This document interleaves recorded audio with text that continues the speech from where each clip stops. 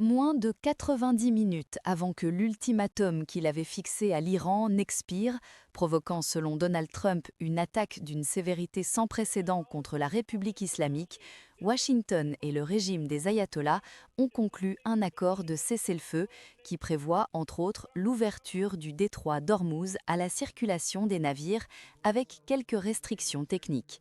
Pendant une période de 2 semaines, il n'y aura pas d'attaque contre l'Iran, a annoncé Trump. La Maison-Blanche a considéré cet accord comme un triomphe des États-Unis. C'est une victoire pour les États-Unis, rendue possible par le président Trump et notre armée extraordinaire. Depuis le début de l'opération, le président Trump avait estimé qu'elle durerait 4 ou 6 semaines.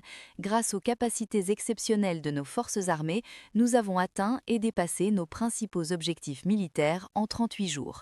Le succès de notre armée a permis au président Trump et à son équipe de s'engager dans des négociations difficiles qui ont maintenant créé un espace pour une solution diplomatique et une paix durable. De plus, le président Trump a réussi à rouvrir le détroit d'Ormuz. Ne sous-estimez jamais sa capacité à faire avancer avec succès les intérêts de l'Amérique et à négocier la paix.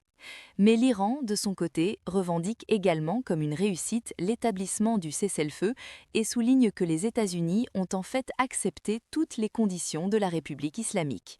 Le Conseil suprême de la sécurité nationale de l'Iran considère comme une grande victoire le fait que les États-Unis ont accepté notre plan en 10 points comme base pour les négociations qui se tiendront à Islamabad. Cela ne signifie cependant pas la fin du conflit. L'Iran acceptera la fin du conflit seulement lorsque tous les détails seront définis lors des négociations.